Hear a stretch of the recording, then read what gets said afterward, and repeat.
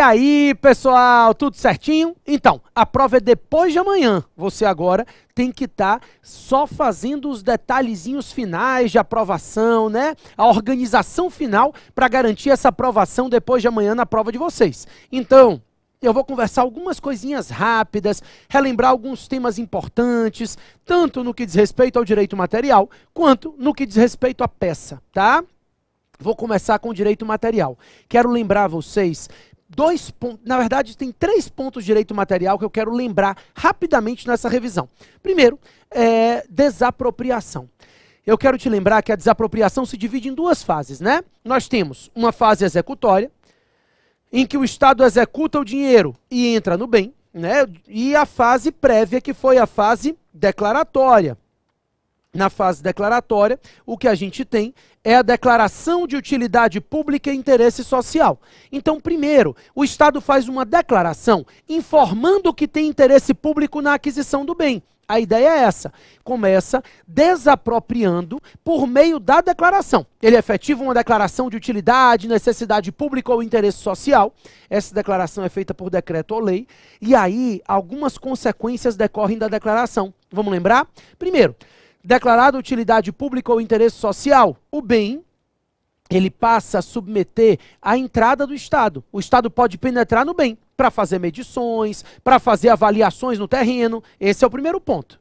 Daí vai ocorrer o que a gente chama de fixação do estado do bem. Ele vai dizer, querido, você pode fazer o que você quiser no bem, mas eu não pago. Só serão pagas as melhorias que forem feitas após a declaração, se forem benfeitorias necessárias ou benfeitorias úteis autorizadas, né?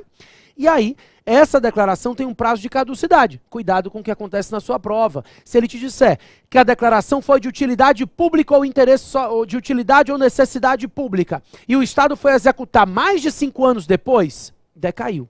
E se for uma declaração de interesse social e o Estado for executar mais de 2 anos depois, decaiu.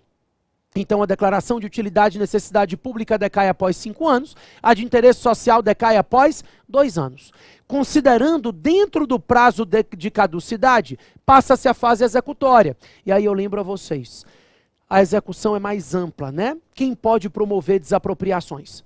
Entidades da administração direta, da administração indireta, consórcios públicos e concessionárias de serviço público. Então, havendo previsão em lei ou contrato, as concessionárias de serviço público também podem promover desapropriações. Propõe a ação, o particular vai contestar o feito. Eu te lembro que a matéria de contestação é limitada, né? Ele pode discutir vício processual, mas no mérito, a única matéria de defesa admitida aqui é o valor indenizatório. Então, a única coisa que ele pode alegar em sede de defesa, no mérito dessa ação, é o valor da indenização. Ele pode achar que a indenização está pouca, então isso ele pode fazer.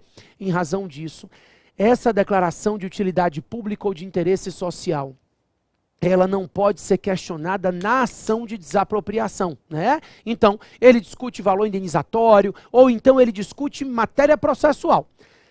Com qualquer outro vício, ele vai ter que discutir por meio de ação direta. Daí, o Estado pode requerer uma liminar de emissão na posse, né? É possível que haja emissão provisória na posse do Estado. Para isso, ele vai ter que fazer uma declaração de urgência e, em no máximo 120 dias dessa declaração de urgência, porque a declaração só vale 120 dias e não é prorrogável. Então, em no máximo 120 dias, ele vai ter que depositar em juízo o valor incontroverso e, ao efetivar esse depósito, ele vai se emitir provisoriamente na posse do bem. Nesse caso, o particular tem direito a levantar 80% do valor depositado. Mas tem um ponto importante. Eu lembro a vocês que o Decreto-Lei 3365, ele estabelece que, caso o particular, o proprietário, queira levantar 100% do valor, ele pode. Mas se ele levanta 80% ou 100% do valor, considera-se que ele concordou. E aí, o juiz termina o processo ali considerando que houve um acordo, tá? Se ele quiser continuar discutindo o valor indenizatório porque ele está achando pouco, aí ele só pode levantar 80% do valor depositado. Nesse caso, ele levanta 80% e 20% fica como garantia do juízo. No final do processo, com a sentença final transitada em julgado, ocorre a aquisição da propriedade pelo poder público. Aproveito para te lembrar, ainda na desapropriação, porque eu tenho 5 dicas para vocês. A primeira é a desapropriação.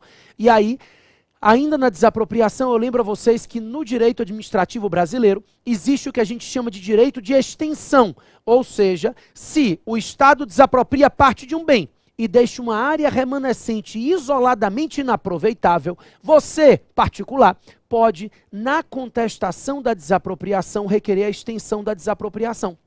Dizer, ó, essa areazinha aqui não me serve de nada. Então, meu querido, leve tudo e me indenize por tudo, tá? Essa é a ideia do direito de extensão. O particular pode requerer que o Estado estenda a desapropriação ao restante do terreno. Estamos entendidos? Ótimo. Daí, eu ainda tenho um outro ponto para conversar com vocês. O segundo, vamos falar um pouquinho de responsabilidade civil do Estado, bem rapidamente. E aí, quando eu falo de responsabilidade civil do Estado, eu quero lembrar que o 37, parágrafo 6º, ele prevê que as pessoas jurídicas de direito público e as pessoas jurídicas de direito privado que prestam serviço público respondem objetivamente pelos danos que seus agentes causarem a terceiros, resguardado o direito de regresso em face do agente em caso de dolo ou em caso de culpa. Então, a responsabilidade do Estado é objetiva, a responsabilidade do agente é subjetiva. Quais são os detalhes que eu quero que você tome cuidado? Primeiro, empresas estatais. Lembre-se que as empresas públicas e sociedades de economia mista somente vão seguir essa responsabilidade objetiva pública se elas forem prestadoras de serviço público. Porque a gente sabe que as empresas estatais, elas podem ser criadas ou para prestar serviço público ou para explorar atividade econômica. Se a empresa estatal presta serviço público, não tem discussão. Pessoa jurídica de direito privado que presta serviço público, responsabilidade objetiva. Se a empresa estatal explora atividade econômica, aí a responsabilidade dela vai ser regida pelo direito privado. Então, a responsabilidade pública, as regras do 37, parágrafo 6º, a teoria do risco administrativo, não se aplica a empresas estatais exploradoras de atividade econômica. Por quê? Elas não são pessoas de direito público e elas também não são prestadoras de serviço público. Logo, a responsabilidade delas é regida pelo direito privado. Responsabilização privada dessas entidades. Não se aplica a responsabilidade civil pública, certo? Daí, conversei isso com vocês na aula interativa, quem estava lá ontem vai se lembrar. A ação de reparação civil em face do Estado prescreve em 5 anos, artigo 1º do decreto 20.910 e artigo 1º-C da lei 9494. Mas a ação em face do agente prescreve em 3 anos. O agente público não se confunde com a fazenda pública. Logo, se aplica a ele o artigo 206, parágrafo 3º, inciso 5º do Código Civil, e as ações de reparação civil em geral, que é o que a gente vai usar para o agente público, tem prazo prescricional de 3 anos, certo? Então, 5 anos contra a fazenda pública, 3 anos, ação de reparação civil em face do agente, ação de regresso em face do agente, tem prazo prescricional de 3 anos. Ainda na responsabilidade civil, eu quero lembrar vocês que nas situações de custódia, a responsabilidade do Estado é objetiva. Isso vale também nas situações de extensão da custódia, né? Mas tome cuidado com o suicídio de preso. O entendimento do STF é que nas hipóteses de custódia, a ideia de incolumidade física do preso, a proteção à incolumidade física do preso, inclusive no artigo 5º da Constituição, abrange a defesa do preso até contra ele mesmo. É o que entende a jurisprudência do STF. Por isso, nas situações de suicídio de preso, a responsabilidade do Estado é objetiva pelos danos causados. Então, o Estado responde objetivamente nas situações em que o dano é causado em virtude de uma situação de custódia, e isso abrange também as hipóteses de suicídio de presos, tá certo? Mais um último detalhe sobre responsabilidade civil é a questão da licitude e ilicitude da conduta. A gente conversou que a responsabilidade do Estado é objetiva, seja a conduta lícita ou ilícita. Quando a conduta é ilícita, É simples. A responsabilidade é objetiva em virtude do princípio da legalidade. O agente público pratica uma conduta ilícita, viola a legalidade, a responsabilidade do Estado é objetiva. Ele responde objetivamente em razão da ilicitude praticada nas suas atividades. Agora, quando eu trato de uma conduta lícita, a situação é diferente. A responsabilidade do Estado em decorrência de um ato lícito, ela é uma responsabilidade objetiva, desde que eu consiga comprovar que essa conduta lícita do agente ensejou a mim um dano anormal, diferenciado. Ou seja, eu consiga comprovar que eu fui especialmente prejudicado no benefício de toda a coletividade. Então a ideia é de que se eu for especialmente prejudicado no benefício de todos, eu tenho direito a ser indenizado. A responsabilidade do Estado em decorrência de uma conduta lícita, ela é objetiva. Mas para isso, eu preciso comprovar o dano anormal e específico, porque a responsabilidade por atos lícitos se baseia no princípio da isonomia, da igualdade. É o fato de que para beneficiar toda a sociedade, se causou a mim um dano diferenciado, um dano especial, um dano anormal e diferenciado em relação ao resto da coletividade. Tranquilo? Então, o Estado responde por atos lícitos também. Lembrando que o direito administrativo brasileiro adota a teoria do risco administrativo e, por isso, se houver exclusão do nexo de causalidade, o Estado não responde. Então, preste atenção nos casos concretos trazidos, se há alguma situação de caso fortuito, de força maior ou de culpa exclusiva da vítima, que é o mais famoso nas questões de prova de OAB, tá? Então, se ele trouxer um caso concreto, você pode checar se não há caso fortuito, força maior e culpa exclusiva da vítima, porque se houver, está quebrado o nexo de causalidade, consequentemente está excluída a responsabilidade, tá?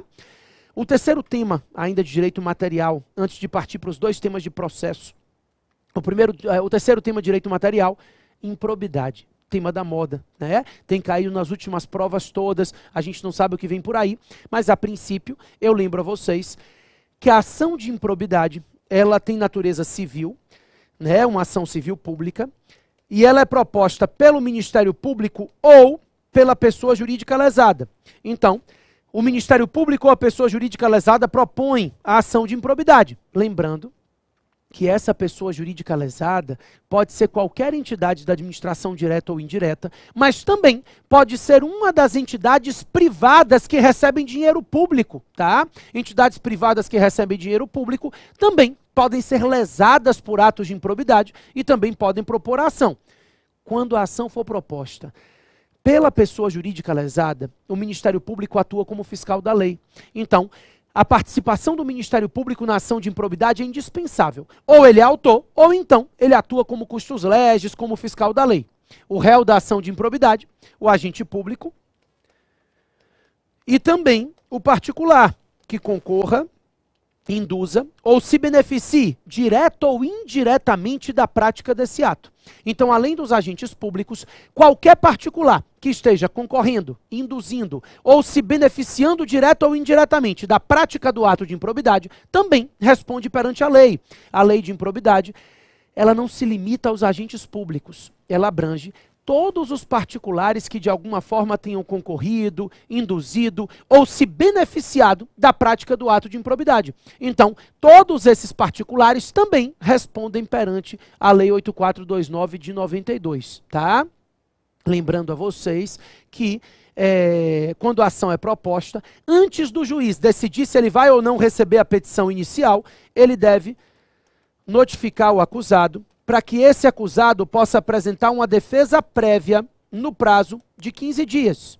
Então, o juiz não sabe se ele vai ou não receber a petição inicial ainda. Antes de fazer essa análise, ele notifica o acusado para que o acusado apresente uma defesa prévia no prazo de 15 dias. O que esse acusado vai tentar é fazer com que o juiz rejeite de plano a petição inicial, né? Ele vai tentar convencer o juiz de que não houve ato de improbidade efetivamente.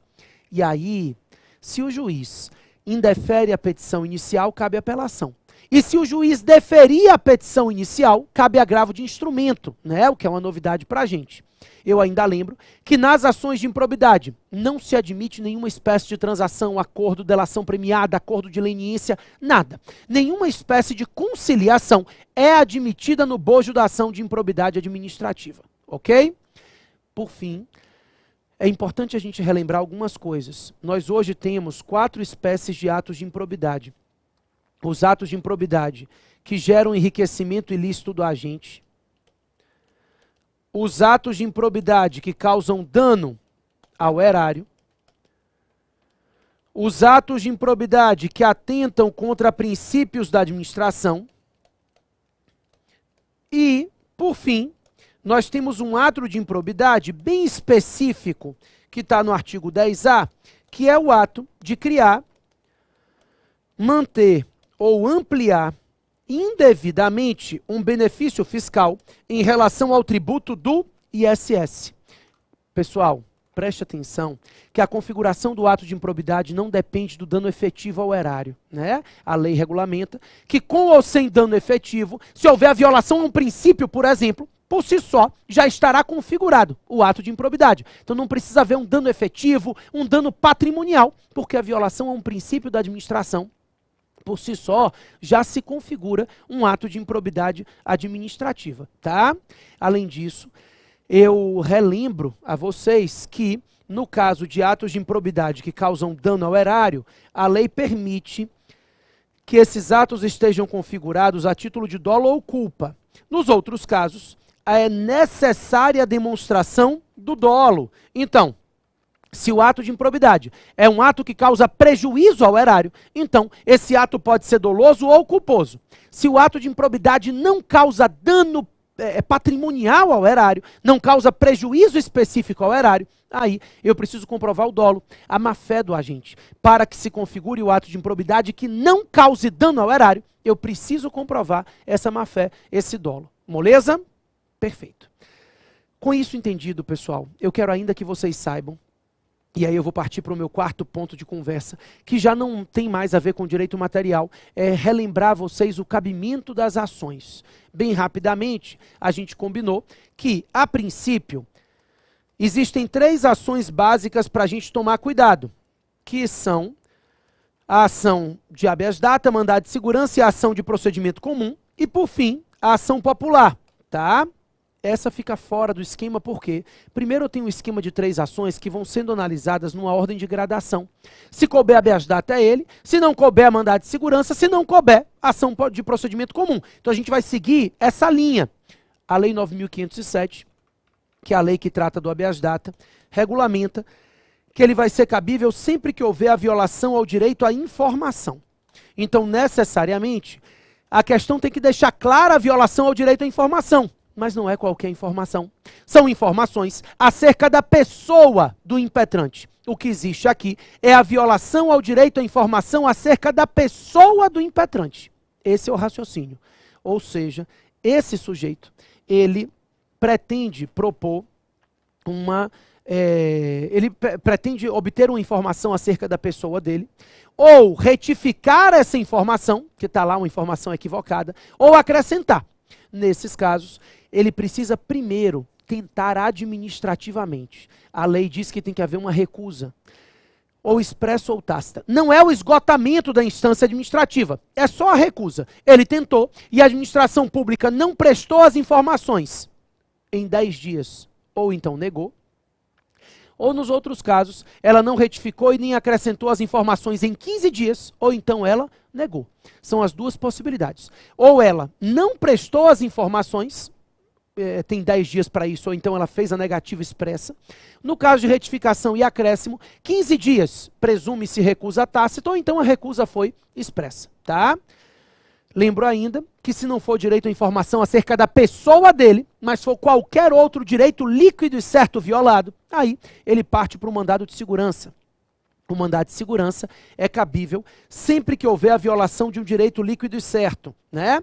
Não amparado por habeas data, porque se couber habeas data, não cabe mandado de segurança. A gente vai optar pelo mandado de segurança quando se tratar da violação de um direito líquido e certo não amparado por habeas data. E aí, pessoal, o que a gente tem que lembrar do mandado de segurança? 6 requisitos básicos para que ele seja cabível. Primeiro, direito líquido e certo.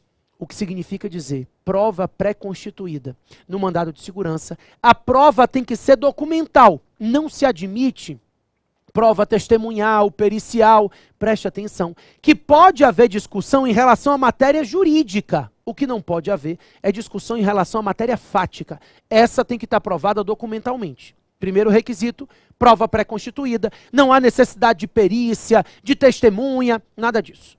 Segundo, prazo decadencial, 120 dias contados do conhecimento do ato coator. No momento que ele toma conhecimento do ato coator, conta-se um prazo decadencial de 120 dias para a possibilidade de impetração do mandado de segurança. Terceiro requisito, o mandado de segurança não é cabível contra ato de gestão comercial.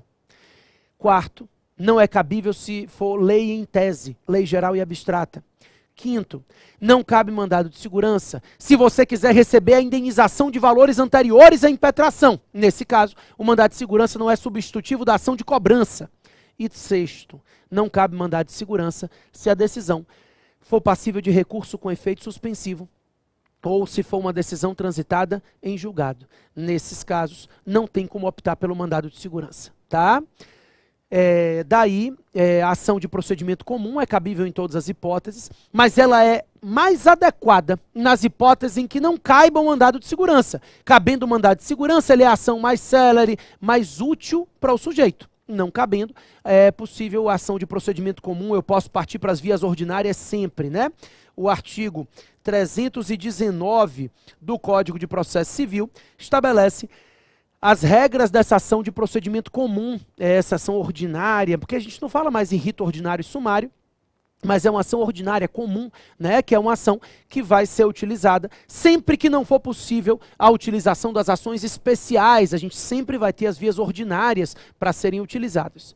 E por fim, a ação popular. A ação popular tem um cabimento totalmente diferenciado, porque a ação popular ela é cabível todas as vezes que a gente estiver diante de uma situação em que o cidadão queira anular um ato lesivo ao interesse público. Então, o que acontece na ação popular é simples. O sujeito que está propondo a ação não é alguém que foi diretamente prejudicado pelo ato. A ideia é bem fácil, pessoal. Diante do mesmo ato, a gente pode propor mais de uma ação. Se a ação estiver sendo proposta pelo sujeito que foi diretamente prejudicado pelo ato, que teve seu direito líquido e certo violado, ele pode impetrar um mandado de segurança. Agora, se essa ação for proposta por um cidadão que estava acompanhando a prática do ato, entendeu ele ilícito, aí, nesse caso, se ele é ilícito e um cidadão pretende anular esse ato que é lesivo ao interesse da sociedade, ação popular. Ou seja, ele está representando a sociedade e não ele mesmo. Ele não está querendo resolver o problema dele, mas sim da coletividade. Na ação popular, esse cidadão está lá como representante da sociedade nessas ações. Bacana? Pessoal, último detalhe, a quinta e última dica para vocês, ainda na parte processual. Eu não tenho como adivinhar qual é a peça que vai ser cobrada. É impossível a gente analisar isso. Mas as peças que vocês têm mais dificuldade não são as que são mais fáceis de serem cobradas, não. Eu não vou adivinhar nunca. Vocês sempre mandam para mim essas mensagens. Professor, qual é a sua aposta? Eu não tenho aposta, tá? Eu não sou apostador, eu sou professor. Então, não adianta eu lhe dizer qual é a peça que eu acho que vai cair. Eu não sou palpiteiro. A ideia é de que você está preparado para fazer qualquer peça. Se preocupe com a matéria, o mérito dessa peça. Mas eu tenho mais um detalhezinho de direito processual que vocês às vezes têm dificuldade. Rapidamente, eu quero lembrar a vocês a diferença de estruturação dos recursos. Vamos lá. Primeiro, se for um agravo de instrumento, o agravo de instrumento, ele é interposto diretamente perante o tribunal. Não há folha de rosto, tá? Então, você vai endereçar o seu agravo de instrumento ao relator ou ao presidente do tribunal. Eu prefiro o presidente, tá? Como eu te falei, no 23º exame eles botaram no espelho para eliminar relator, mas aceitaram o presidente também. O presidente depois distribui. Então, a princípio, você vai endereçar o seu agravo de instrumento para o presidente do tribunal. Não se esqueça de pedir a montagem do instrumento, né, juntado daquelas cópias obrigatórias, e de indicar o nome e o endereço dos advogados, do agravante e do agravado. O fato é que você interpõe o agravo de instrumento sem folha de rosto diretamente perante o tribunal.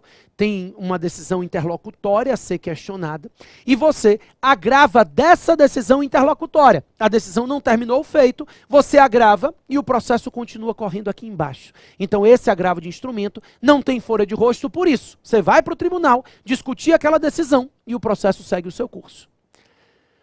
Na apelação e no recurso ordinário é diferente. Na apelação e no recurso ordinário, você interpõe o agravo com uma folha de rosto perante a autoridade julgadora. Essa autoridade que proferiu a decisão, que a gente chama de juízo a quo, ela então vai remeter o processo para o tribunal. A autoridade, o juízo, a de quem? Então, nesse caso, você apresenta a folha de rosto perante a autoridade que proferiu o julgamento, né? Fulano de tal, nos autos do processo número tal em que litiga com fulano de tal, vem apresentar apelação ou recurso ordinário. A diferença é que a apelação vai ser usada quando a decisão final for uma sentença proferida por um juiz e o recurso ordinário vai ser utilizado quando a decisão for um acórdão proferido por um tribunal, originariamente. Ou seja, o tribunal julgou originariamente aquela decisão, então você vai recorrer ordinariamente. O recurso especial e o recurso extraordinário também tem folha de rosto. Você só precisa se preocupar porque aqui você vai apresentar a folha de rosto também perante o juízo a quo e vai pedir recebimento e remessa. Porque no recurso especial e no recurso extraordinário, o juízo a quo, ele faz um primeiro juízo de admissibilidade e recebe o recurso para depois remeter, o que não há na apelação e nem no ROC, tá? Depois, você encaminha para o juízo a de quem? Lembre-se que tanto no recurso especial quanto no recurso extraordinário, você vai ter que abrir um tópico dizendo que a matéria foi pré-questionada e no recurso extraordinário, além do pré-questionamento, você vai ter que discutir a existência de repercussão geral. No recurso especial, não. Mas no recurso extraordinário, sim, você discute essa repercussão geral. Bacana? Ótimo. Pessoal, espero que eu tenha ajudado, de verdade. Daqui até depois de amanhã, o que você tem que fazer é treinamento. Não vai descansar no sábado, não. Esse negócio de descansar. Você descansa no domingo de manhã. Acorda na hora que você quiser. Eu quero que você treine amanhã, tá? Tire o dia de amanhã para treinar a peça, para analisar casos concretos. No livro tem vários. Vai analisando, dando uma olhada neles e vai vendo como você solucionaria, né? Para que você tenha uma gama de argumentações que podem aparecer na prova amanhã. Como eu já disse a vocês, você começa a prova pela peça. E depois que concluir a peça, você parte para as questões. E tenha tranquilidade. Vai acontecer alguma coisa de ruim com algum de vocês, tá? Eu não posso imaginar que a prova vai ser sensacional, que o dia vai ser o dia da vida de todo mundo. Não, vai ter gente acordando de mau humor, vai ter gente chegando atrasado, trânsito infernal. Vai acontecer problemas. Não com todo mundo, mas com alguns. Cuidado, para que eles não atrapalhem a sua estruturação, né? A sua estrutura na hora da prova. Você precisa ter estrutura emocional para fazer uma boa prova. Porque se você não consegue colocar no papel tudo aquilo que você aprendeu, você não se sente bem, né? A ideia é sensação de dever cumprido. Tem gente que se preparou melhor, tem gente que se preparou menos, cada um teve o seu tempo e a sua possibilidade de preparação. Consiga colocar no papel tudo o que você aprendeu, porque isso já é muita coisa e certamente você vai conseguir sua aprovação. Pessoal, eu confio em vocês e no dia da prova, eu estarei em pensamento com vocês. Depois, quando a prova chegar na minha mão, eu vou fazer a correção dela e a gente vai estar aqui falando do gabarito extraoficial e eu vou passar para vocês qual é a minha percepção acerca da prova logo depois que ela tiver sido concluída, tá certo? Então, às 19 horas de Brasília, no domingo, a gente se encontra no gabarito extraoficial no SERS. Bacana? Valeu, galera!